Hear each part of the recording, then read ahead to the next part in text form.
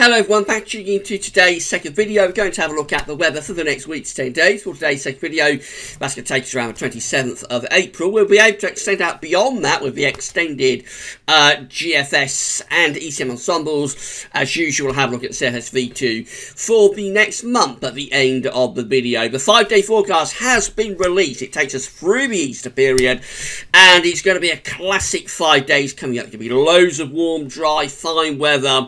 Really going to be a weekend for packing up the car, getting off to the coast, I think, because it's going to be absolutely superb through most of this Easter weekend. Do have a look at the 5-day forecast, see what's going on. We're actually going to have another Easter update for you tonight. We've got that penciled in. The sick one, I think, update number 6. We're with you for the Easter bank holiday weekend tonight. Can you believe that we'll be starting May Day bank holiday weekends over Easter? So that's just because of how late Easter is, of course, this year. But May Day bank holiday weekend updates will begin this weekend. Anyway, for the next week to 10 days, let's get on with that. And we're going to start off with the Arctic Oscillation observed and forecast chart. So the black line here shows where we've been with the Arctic Oscillation, going right way back to winter.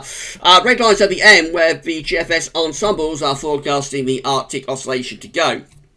Remember, it's just an index that's reflecting the atmospheric state. It's not driving anything in its own terms. It just tells you what the atmosphere is doing. So, been for a prolonged positive phase of the Arctic Oscillation, starting early in February and going through to the beginning of April. Over the past week or so, I've actually had a negative spell of Arctic Oscillation condition. That's associated with these cold easterly winds that we have just got rid of today.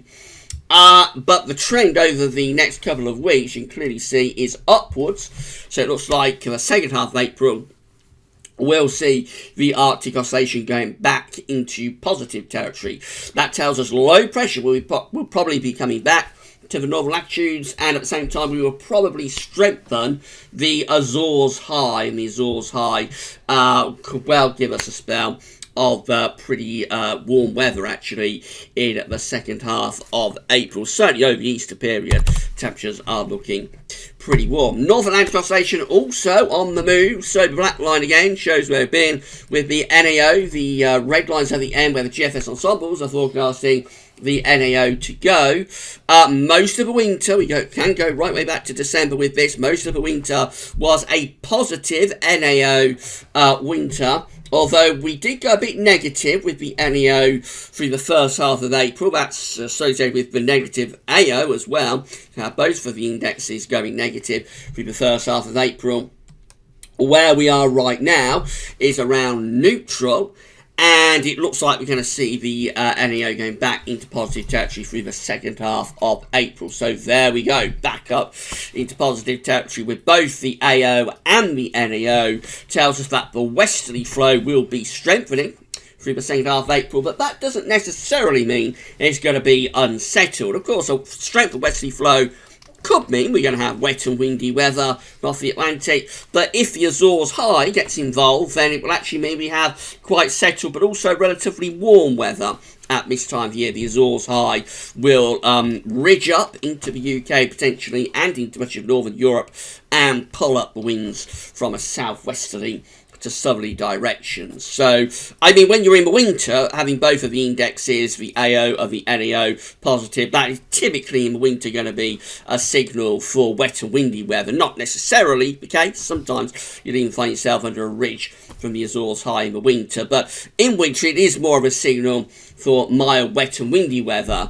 when you've got both the indexes positive. But at this time of year, and as more particularly as we get through to the summer as well, it can mean that the Azores High is going to be very strong. The Azores High is typically what gives us, or partly anyway, what gives us a lot of our warmest and driest weather in the summer.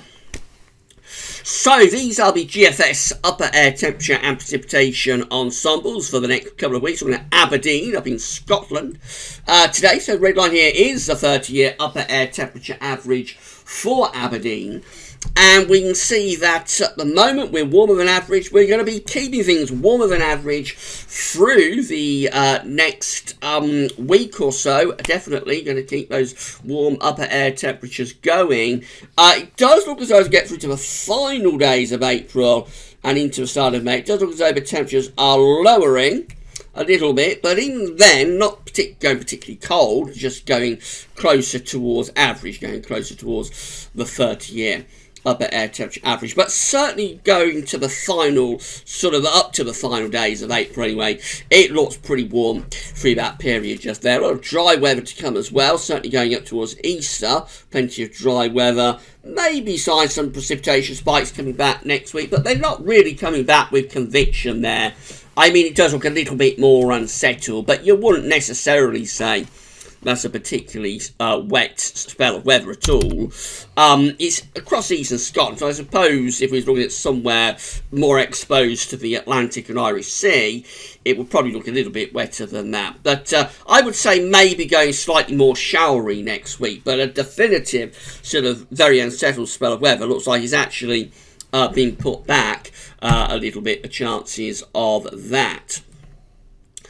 These are our anomaly maps, so this is how precipitation is forecast for the next week in terms of the anomaly. This taking us from the 17th through 25th of April, significantly drier than average, not just for the UK, but for much of Northern Europe as well. Very dry period coming up. Let's see if we can swap this over.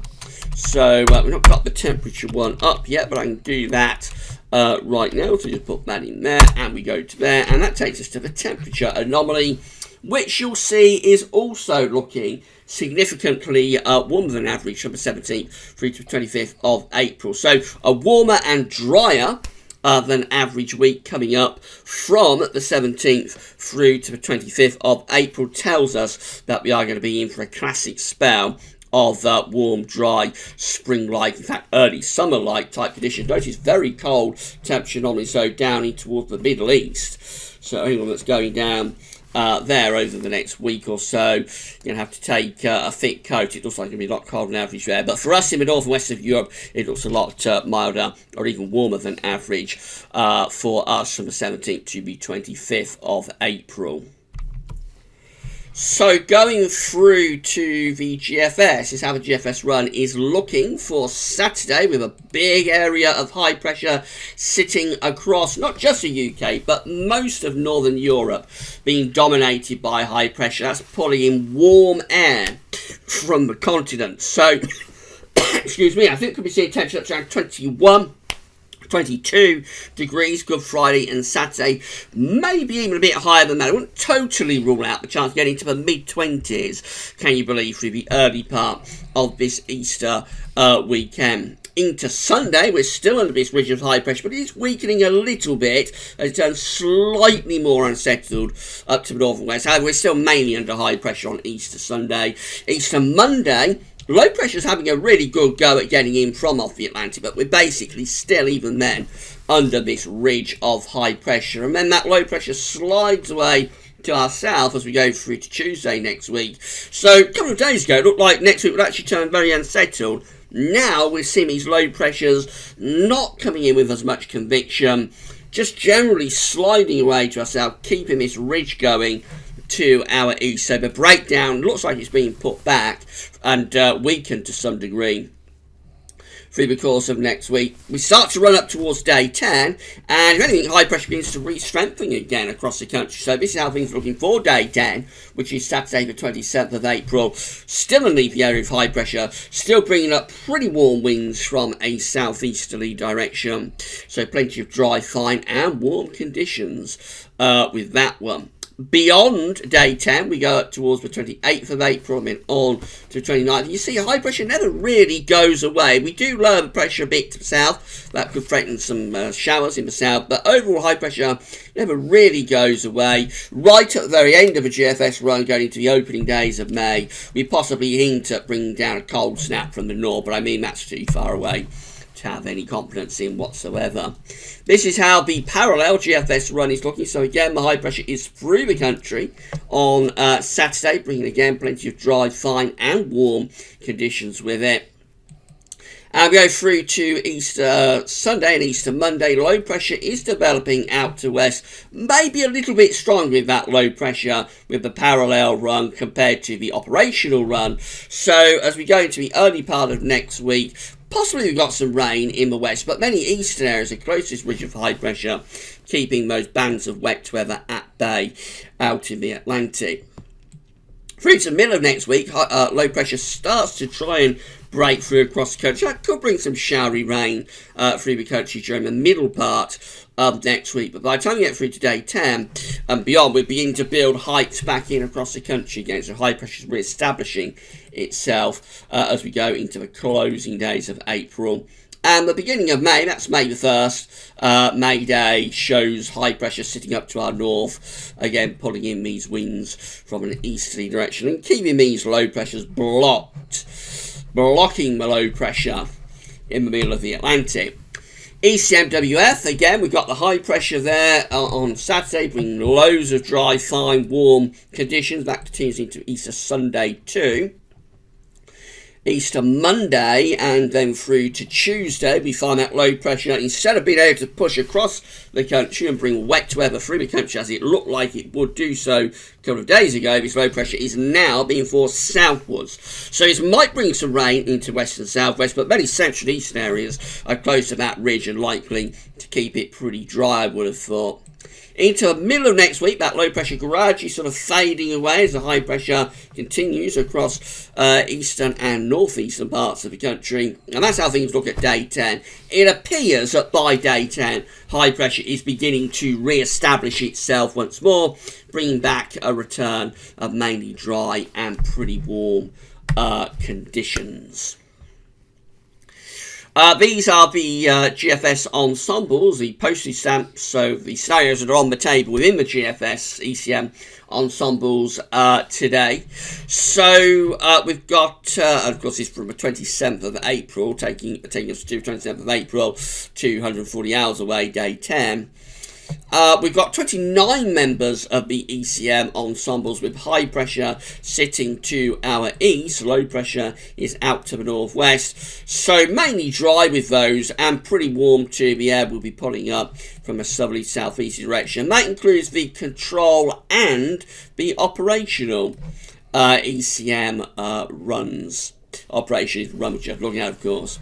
And then there's 22, so it's a more minority option, but fairly substantial nonetheless, that have the high pressure rather further northwards. The high pressure is up there towards Scandinavia. Weaker pressure, wouldn't necessarily say low pressure, but certainly lower pressure, weaker pressure over and out into the Atlantic, sort of a gentle westerly type flow. And then we go through to 2 weeks away. These are the options that are on the table for 2 weeks away. This is taken to the start of May. This is the 2nd of May. It's 360 hours away. So we have 27 members of the ECM ensemble, still with high pressure, very close to us, a little bit out to our west. And we're bringing in the winds rather like that from a west or northwesterly direction, but still mostly dry and settled. And then we have 24 members of the ECM ensembles that actually look quite settled for the start of, quite unsettled to the start of May, with low pressure over the country, and we're bringing in the westerlies like that. So it is almost a 50-50 split by 2 weeks away, whether we're under high pressure or low pressure. Quite a bit of uncertainty then for the beginning of May. Finally, just having a look at the CFS-V2. So these are 500 millibar heights broken down into weekly periods. The first weekly period will take us from the 17th to the 23rd of April. The coming week we'll have high pressure dominating over the UK and to our east and to our west too. So a big ridge is going to be in control for the next week, with low pressure out to the northwest and the jet streams pushed off up there. So you can expect a lot of dry, fine and warm weather in the week ahead. Week 2 is the 24th of April to the 30th, last day of the month. More unsettled with this one, area of below average heights slipping into the country rather like that. So it does look as though CFS wants to end April on a slightly more changeable note. However, it's not very long at all before high pressure comes back. So week 3, the 1st to the 7th of May, builds up the ridge again to our east and northeast. Low pressure is up to the northwest with the jet stream going up there. We can therefore expect a lot of dry, fine and pretty warm weather to be on offer with that one. And then week 4 is the 8th to the 14th of May, with high pressure just dominating, sitting over and to the northern country, bringing in east or southeasterly winds, mainly dry, fine, and pretty warm conditions on offer with that one too. So, as we look ahead over the next few weeks, it appears that high pressure doesn't be too far away, although we might get a rather more unsettled interlude at some point through next week, perhaps, although there is less certainty about that than there was a couple of days ago.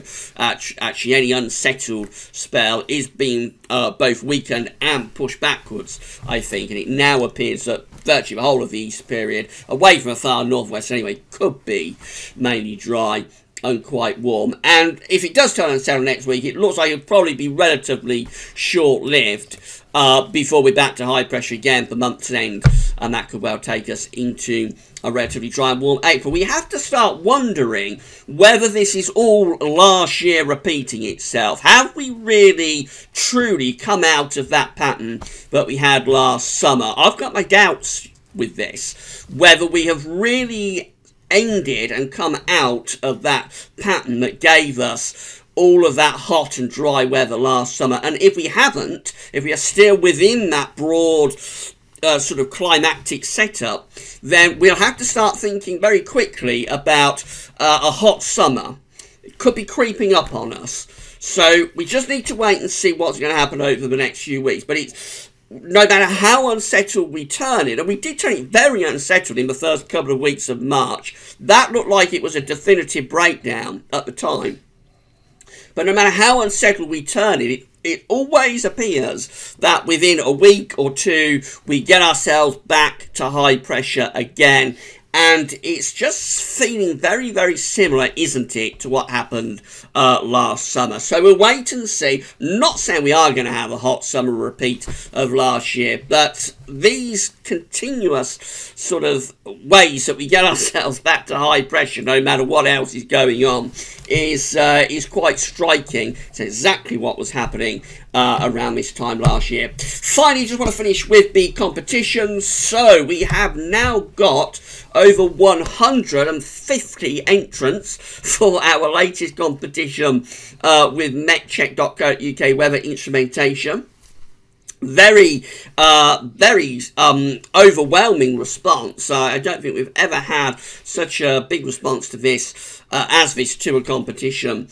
We've done 5 of these. This is our 5th year teaming up with MetCheck. So just huge thank you to all of you for putting in your entries. You've still got plenty of time. We won't be drawing out the winner with this prize draw until Easter Sunday, so you've got plenty of time to enter. You've got to be in it to win it. We're giving away the climate, temperature and humidity forecast station. It's worth £50. It's a fantastic prize. It'll tell you temperature indoor, outdoor, humidity indoor, outdoor. It'll tell you pressure, sunrise, sunset and moon phases as well. So it's a fantastic prize, and if you would like to enter, all you need to do is email your name and local town or city to galsweathers@gmail.com. By doing that, you'll be placed into the prize draw, and as I say, one person will be winning this on Easter Sunday, and everybody else will get a 15% off exclusive discount code, which I will reveal in the winners video on Sunday, and also that'll be printed on the competitions page at Galsweathers. So everyone's a winner with this, but only one person can win the prize. You've got to be in it to win it, so get emailing, and good luck to you all. Right, that's it for today's second video. We'll be back tonight, as I say, with the Easter update. I think we're up to update number 6 with that one. So we'll be back tonight with the Easter update. But that's all for now, and thanks for watching.